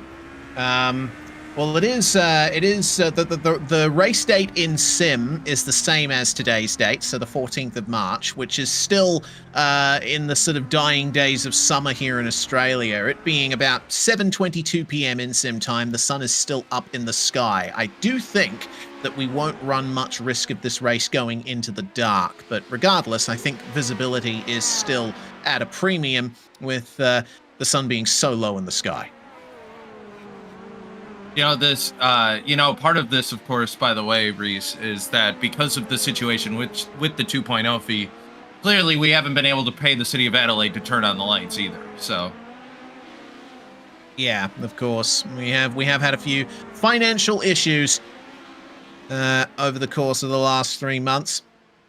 It was all we could really do to get them to set up the concrete walls and catch fences. Even then, they weren't able to fill them out all the way, with some holes in a few places. But regardless, this battle for the lead between Bonder and Smith, Gareth is saying in the background they're being too nice to each other, and I am inclined to agree. I think they understand what they need to do here in this race, and the gaps have just opened up a bit, so it's getting a little tougher out there, and they've managed to find a bit of rhythm and understanding out there. So if they're playing the game properly, they realize we both want to have a shot of winning. It's just they don't know whether they're winning or not. Just a random thought. It seems that Pedro Diaz has completely slipped under the radar. Last 2 laps running, he set the fastest lap of the race, and we are down to a 1:18.6 for the best pace here. So Pedro Diaz has continued to mark himself out as one of the drivers who seems most at home here.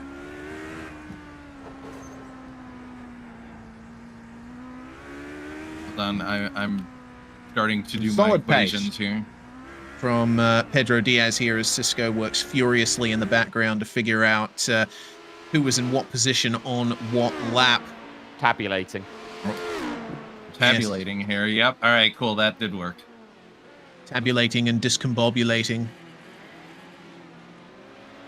Nothing worse than a discombobulated driver around here, which I think is everyone.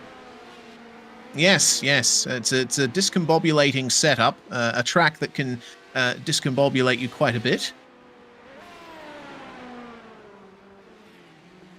As into the pits comes Aaron Smith. Looks like this will just avoids getting into the wall.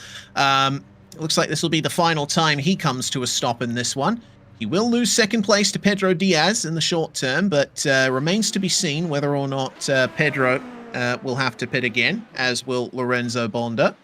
I believe that the majority of these drivers got service under the last safety car, so it's all going to be much of a muchness in the end. And I think Lorenzo is in a bit of a bind here because he's been ahead now for a couple of laps from my count, and he's got about 5 seconds. Pedro's slowing down. Pedro Diaz. It's going to happen. Here we go again. It's going to be, yeah. So I keep referring to Mexico. That was the last Maxx Bantz event we had. We had a situation like this where no one wanted to lead the race. and it turned into everyone doing about 5 miles an hour and eventually going to standstill.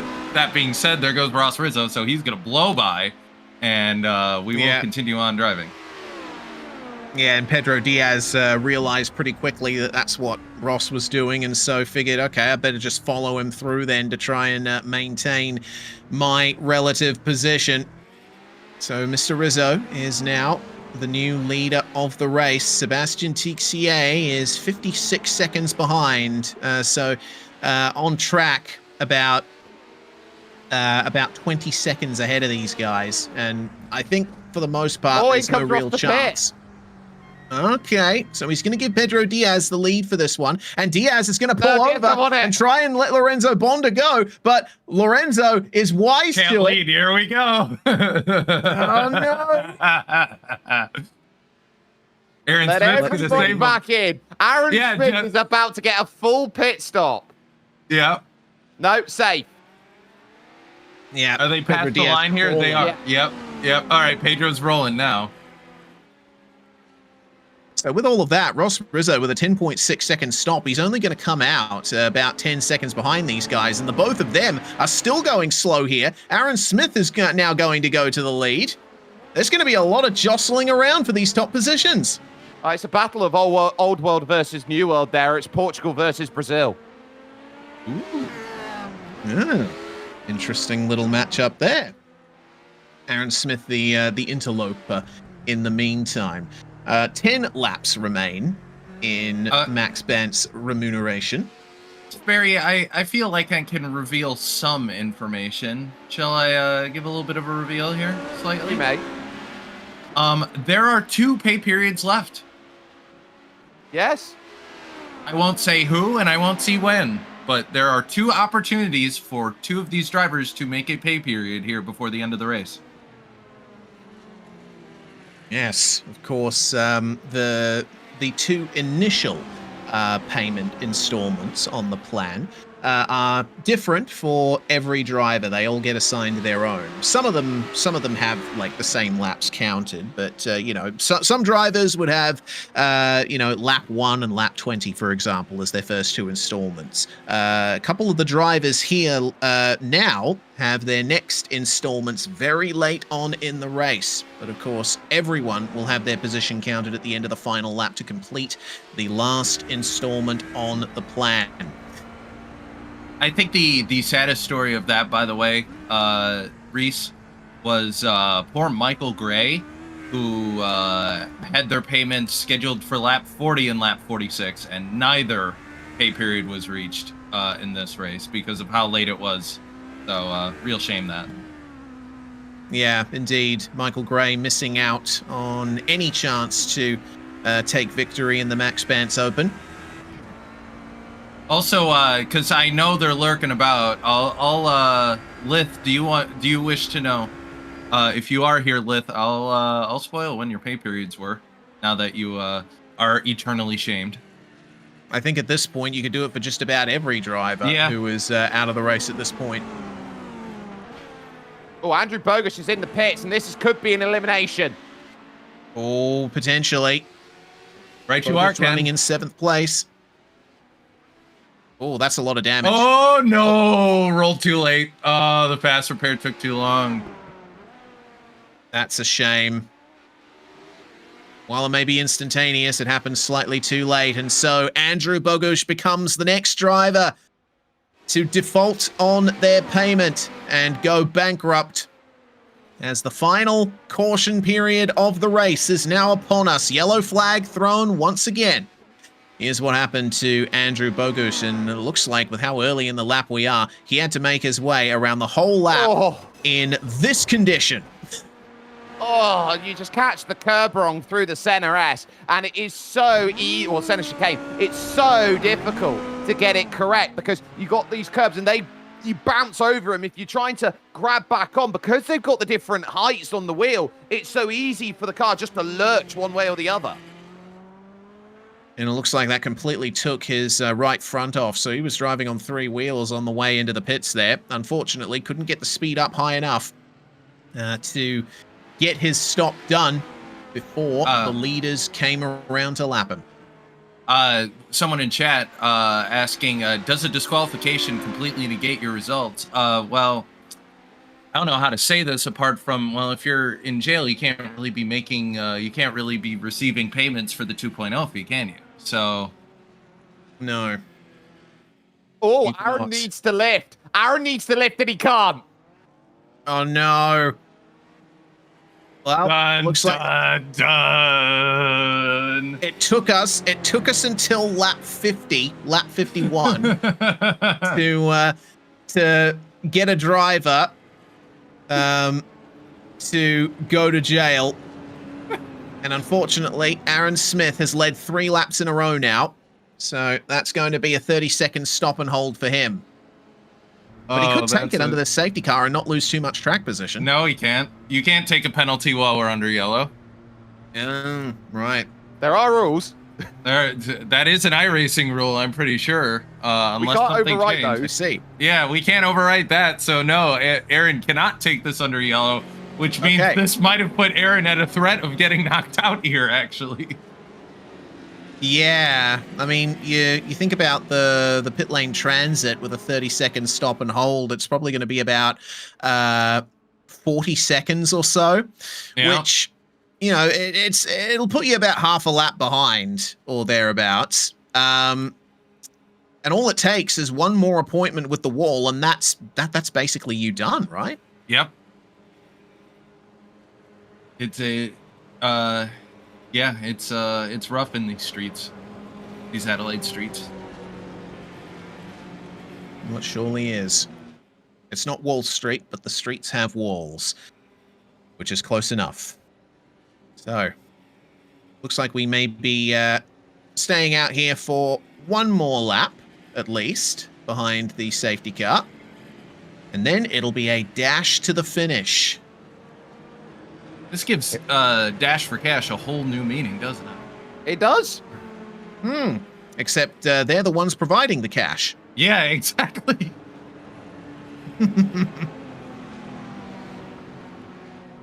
So, Smith, Rizzo, Diaz, Bonda, Malillo, and Tixier. That's how they sit. And now we're going to have some people thinking of pit stops, 3 in, 3 out. Smith's coming in. Trying to serve the because remember, if he leads another lap, it's again, you get double because you still led 3 laps. Yes. So, at the very least, he is going to lose the lead and escape that double penalty, but I don't think he'll be able to serve it under. And we'll find out, Aaron. Yeah. Yeah, we'll see if, I don't know, maybe Aaron can serve it. I don't know, with it being an admin penalty, I'm not sure. So there we go. Today on The More You Learn with iRacing. Yeah. Yes. See, this is and this is another one of the things that I love about what we do here at Maxx Bantz. We push iRacing's automated systems to their limits, and we take advantage of them in some cases. It provides the most extreme use cases. It did clear. Okay. So yeah, he was able to. I was probably thinking of a drive-through, which I believe a drive-through you have to serve under green. So But Aaron is but alive. a stop and hold you don't. Yeah. Right. I'm not going to give him another one. He was clever.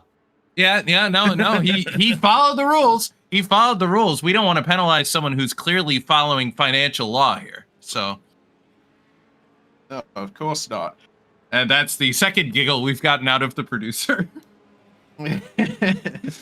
The track is getting very dark very quickly, isn't it? I don't know. I think I might have been wrong before. I think we might end up racing in some pretty dark conditions here at the end. You know, racetracks don't need headlights because the cars are always lit. Oh, there we go. That's smart. Lovely. That's why you've got that portfolio. Big fan of that. Well then, the lights on the pace car are presently off, so we will be going green again at the end of this lap. It's going to be 5 laps remaining when these drivers come across the line next, so... Sperry, did you write this in, by the way? Yes. Okay, thank you. Because I saw it appear and I went, wait, I didn't write that in. I was going to get around to it. I was just cleaning up the spreadsheet. But okay, thank you. I got around to it for you. See, look. Thank you. I You've even got an appreciate that. intern. Yes, I appreciate that. Well, out of the final corner they come. Ross Rizzo will lead us away here. Green flag flies, and have a look at that. A little bit of a hold up there from the drivers in second, third, and fourth. That will allow Sebastian Tixier through to second place, and I gotta wonder if that will result in a penalty for him for passing before the start-finish line. I'm not exactly sure how that one works. Restarts a single file, I believe, in this particular event. So, yeah, remains to be seen on that front. But Rizzo leading by 0.6 of a second from Sebastian Tixier. And now they come back out onto the back stretch. Will there be any jostling for position here down these long straights? Yeah, I say motor race has broken out in the shenaniganry. Good Lord. Sometimes we end up getting an actual race in Maxx Bantz. Sometimes you get Seb Tixier going to the race lead in Maxx Bantz. Yep. Down to the lead into the Dequetteville hairpin. And I noticed something curious looking at his driver cam there. The wheel in sim, of course, is lopsided about 45 degrees or so to the left, but it seems that that's trouble for Bonda. Oh, Bonder. Off goes Aaron Smith. Aaron, no. No recovering that. Gareth, if you could just bring up Sebastian Tixier's camera again. Down the straights, it would appear the wheel in his rig is straight. So have a look at this as he comes out of the straight.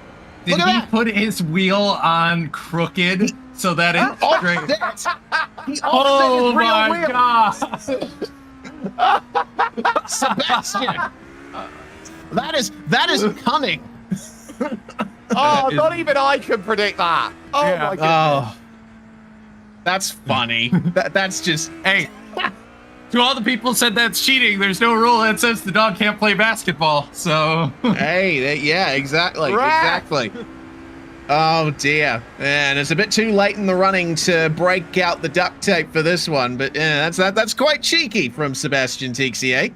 He's gotten the car driving some way more towards normal with that one change in the physical realm. Well then, Rizzo, Bonda, and Diaz for second as Cisco has something else to say. the citizenry is not happy about this. No, I can imagine. The people are not happy about that. Well, it's very interesting. The Twitch population is laughing at this. The YouTube population is extremely angry at this. Two warring nations.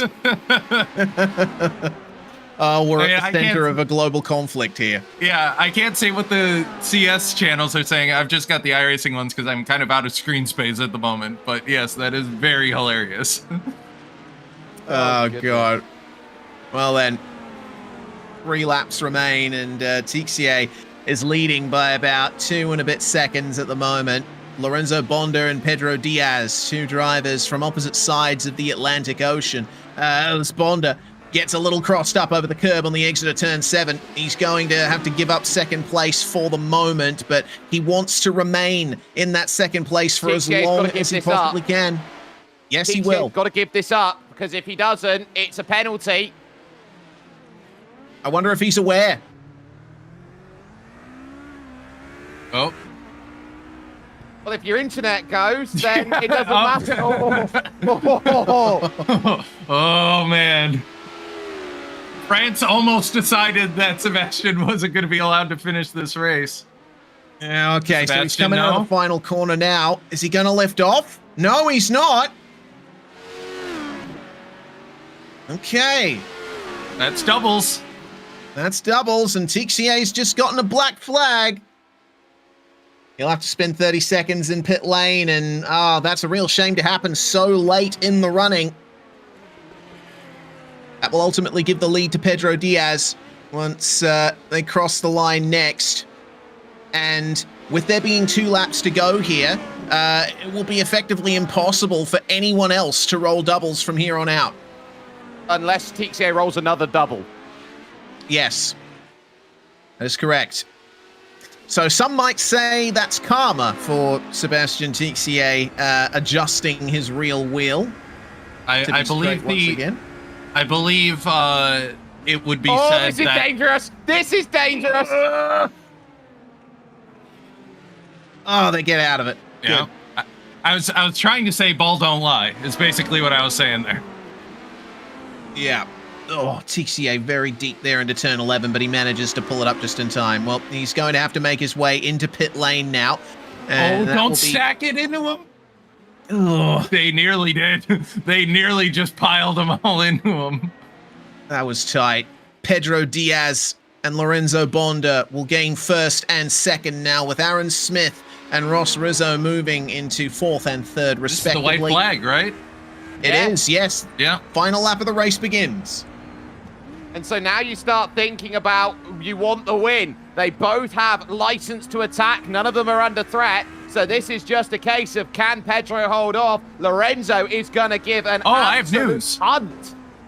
Sebastian quit. Oh, come on, Seb. Down to 5. Down to All 5. right. Down to 5 we go. And, well, let's see what kind of attack Lorenzo Bonda has installed on Pedro Diaz. The clearest overtaking opportunity on the entire lap is coming up now at the Dequetteville hairpin. He has a look up the inside. Pedro Diaz locks up. So does Bonda. Gets contact for the lead. And Pedro Diaz is sent around. Bonda gets rolling. And, Aaron Smith gets cleaned up a little by Pedro Diaz on the way out. Diaz falls back to fourth. That will bring Aaron Smith into second. And actually, Rizzo's leading. Lorenzo Bonda's the run giving to up line. the lead there. It is going to be the run to the line. And Ross Rizzo is going to get the most satisfactory third and final repayment of the race. He's going to cross the line in first, but is it going to be enough? We'll have to wait and see where everyone stands. Get your calculators out, boys. Tabulate it. What a race. Wow. 5 cars are going to get to the finish, including iRacing's Justin Melillo. What an effort. Yeah, it was tough, but the Kanye shades, I think, certainly helped him out there. Sperry, Yeah. column to the left. Just to the left of my running total. Oh, no. Oh, no. Okay. Oh, no. Oh no! What's the deal here, guys? Look at the spreadsheet. Oh dear! I think I've just seen what you guys are talking about. Yeah. Unfortunately, I do have a rule for this. Ladies and gentlemen, your WinRAR trophy winner, by Wrong trophy. virtue Wrong of trophy. Countback, or your trophy 2.0 winner, as virtue of Countback, is Lorenzo Bonda. You are a son of banter. Yep. Wow. So just explain to me very quickly how the countback works, because looking at the spreadsheet, it appears that the averages worked out such that there was a 3-way tie between Aaron Smith, Lorenzo Bonda, and Ross Rizzo. So, hey, here we go. Oh, you deleted the white background, Gareth. You weren't supposed to do that. Unfortunately, this is how it's going to work. And Ross Rizzo, who's eternally been a bridesmaid, is going to be so cross about this. So here's how it works, right? So, firstly, you go to... I see what it is. Yeah. You go Yeah. to who's got the best result. So, best result is a first for Lorenzo, a first for Ross, and a second for Aaron. So, Aaron's going to look around at that and realize... There we go. Thank you, Gareth. That's better. So, at that point, you can't tie them any further than that. So the only way you got to split it is alphabetical order. Oh my God! Are you serious? Seriously? Okay, is that by first or last name? By first name. Okay. Oh. So Aaron Smith, by pure virtue of having his name starting with the letter A. Lorenzo Bonda, because Aaron Smith had himself a 2, a 3, and a 4. Lorenzo, Aaron was never true, leading. true, yeah. So, yeah, it's Lorenzo L, Ross R, and, oh, God, yeah. I can understand why Ross would be really hacked off about that. Oh, goodness gracious. Well, Oh, Get Lorenzo Lorenzo in Bonda. here. yeah. Yeah, with we the- gotta, get him in here Alright. and have a chat because, All good right, lord. I will. If you want to know what your pay period is, I'll post the spreadsheet later, but I'll roll through and just give when people's pay periods were. So since this is just in order of appearance while we're trying to get people in, Taylor Mills, her pay period was her qualifying spot and lap 23. Alex Miller, your pay period was your qualifying spot and lap 39. Corey Vervinkt, your pay period would have been lap 17 and lap 34. Zenomi, your pay period would have been lap 37 and lap 54. Andrew Cooksley, your pay period would have been lap 36 and lap 56. Marco, your pay period would have been lap 9 and lap 25. Jason, your pay period would have been lap 23 and lap 30. Pedro, your pay periods were 22 and lap 25. Aaron, your pay periods were lap 17 and lap 23. Lorenzo, your pay periods were lap 4 and lap 49. Mia, unfortunately, your pay periods were lap 1 and lap 30. And you very, very easily should have won this race until the incident happened. Ones in both. Ones in So both. close. This was Mia's race to lose. Reska, your pay period was lap 16 and lap 20. Dan Stevens, your pay period was lap 2 and lap 20. Tom the Spider-Man Holland, your pay period was lap 22 and lap 32. Punkari, your lap pay period was lap 10 and lap 35. Jonathan Ben, your pay period was lap 20 and lap 47. Sharky, if you had been here, your pay period would have been lap 1 and a lap 34. Eric and Tilly, your pay period was lap 3 and lap 38. Henry Fenton, your pay period was lap 13 and lap 43. Michael Gray, your pay period, as I mentioned earlier, was lap 40 and lap 46. Justin Malillo, your pay periods were lap 28 and lap 31. Also, Justin, you did finish, you were 5th, but you were last of the finishers on the podium, of the finishers, rather. Andrew Bogas, your pay periods were lap 13 and lap 56. Lith, your pay periods were lap 2 and lap 13. So despite Lith's pay period being lap 2, Lith still did not get a payment in because Lith was out on lap number 1.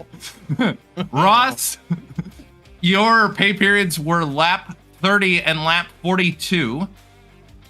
Wyatt, your pay periods were lap 33 and lap 43.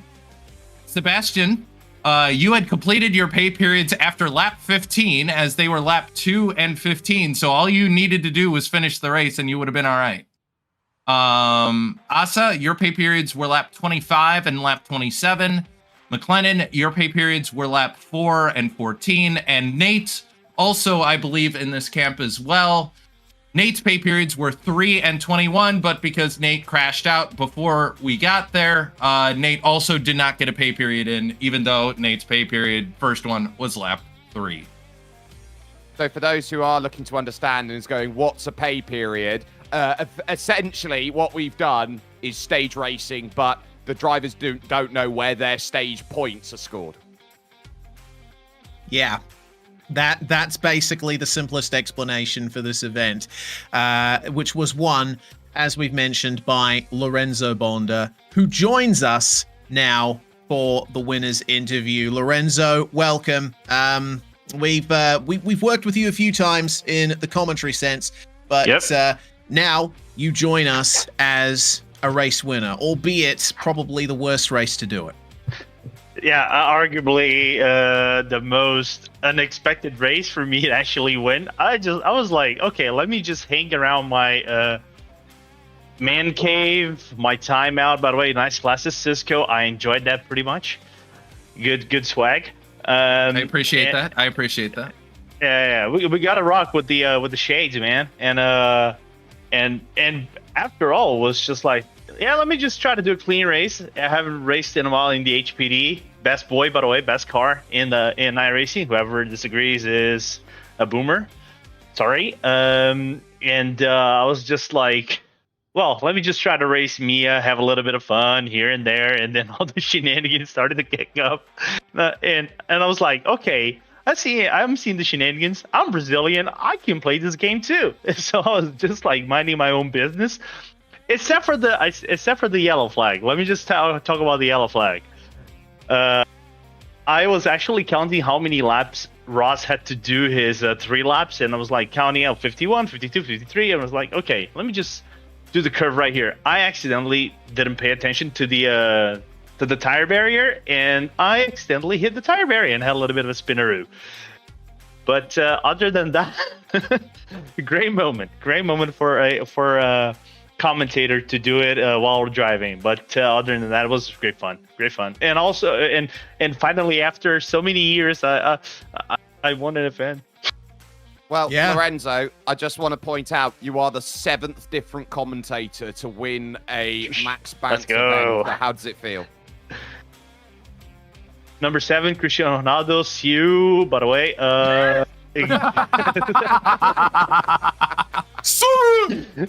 Was that good? that was great. That was legit. But yeah, I'm happy. I'm super happy. Just carry on the tradition of commentators being probably the most amateurish yet meme-ish drivers in the service. Potentially, I don't know. We'll see. And sometimes we nail it. Sometimes we just do. We go for it. We embrace it. So it's all good and great. And it was a great event. Hoping to do the other ones. I've been out for a while, like I said. So hoping to carry on the tradition and one more. Then do like Max Verstappen, retire, and do the 24 hours of Le Mans virtually, of course, because I'm not going to be able to afford a car in real life for that event. Neither a ticket plane to Sonoma. Well, fantastic job, Lorenzo. Of course, it was one on countback technically by virtue of you having a name starting with the letter L. That is another reason that you won this event. Ross Rizzo technically tied with you, but because his name starts with the letter R, we decided it on alphabetical order. So that's another honor for you. Can I also point out one thing, by the way? Go ahead. So this came into effect. Aaron Smith was leading on lap 23 and spun one turn before the start finish line. Had Aaron Smith maintained the lead to the line, Aaron would have won because Aaron would have gotten a 1, which would have equaled everybody else, and he has an A in his first name and would have won the event otherwise. So because of that one mistake, Aaron threw it away. Oh, poor Aaron, man. By the way, I sent him an apology afterwards because I think I had nearly a half spin before the final of the second to last corner, and I squeezed him out. I didn't even look at the relative. I was just like looking at the racetrack, and then Caps just tells me left-hand side. I was like, okay, bye, Aaron. I think I sent him into the Shadow Realm or something like that. But other than that, great racing, man. Absolutely. Well, Lorenzo, thank you very much for joining us for this this post-race chat. I have DM'd you the 2.0 fee on Discord. You alone have been able to release it from the hold that Lord Richard Currency put on it. The chain and lock has been released, and now you have it with you. So, yeah, make sure to print it out and put it on your fridge. It'll be very nice to see. Congratulations once again. And I hope Thank you. I'll definitely have my wife print this when she's back home from Lisbon. Nice. Excellent stuff. Well, that's going to be Lorenzo Bonda celebrating his win here in Maxx Bantz Remuneration. Of course, now, guys. One update, Reese. Aaron wouldn't have won on countback. Aaron would have won outright had he actually done that. So, yeah, that one spin cost Aaron the whole thing. Oh, Aaron. Well, You'll have infinite opportunities, I'm sure, to make good on that, because we've got to enter our 3-month rest period, guys, before the next Maxx Bantz Open comes around. Sperry, you've always got event and format ideas cooking in that little British brain of yours. What's in the oven right now? At the moment, we're in preparation stage rather than fully in the oven. It might be a case that we go back old school. It might be a case we go new school once again. But the best thing about Maxx Bantz is nobody knows what Maxx Bantz is until Maxx Bantz comes back along. This was a brilliant race of attrition to begin with that followed strategy in the middle. And then the fact that it's come down to alphabetical order is just pure Maxx Bantz. And I wouldn't have had it any other way with not just you and Cisco, but also with Gareth and the team at Creator Series putting this all together. This has been an absolutely wonderful event. And I hope we see a lot more of it in the next running, which will be coming along the next week 13 in June. Indeed, it's going to be quite the preparatory period. I can't do it anymore. Yeah. And now I'm back to me again. Yeah, the persona has fully been dropped. Yes. You feel like you're back to your old self again, looking forward to the next time this event comes around? Yeah, of course. We love our banter here. Yeah, absolutely, we do. So with that, I suppose, show's over. Thanks, everyone, for coming, whether you come to us from the Creator Series or iRacing channels on YouTube or Twitch, wherever you've been commenting. We really appreciate you coming on board for this one and experiencing the sheer banter and memery that we have in store every iRacing Week 13. It's going to be a bit until we're back, but we're going to be on the very same channels at the very same time, the weekend of Week 13. My name is Reese Gardner. Cisco Scaramouche is to my left, and Jake Sperry is all the way over to my left, over there somewhere. We really appreciate the lot of you.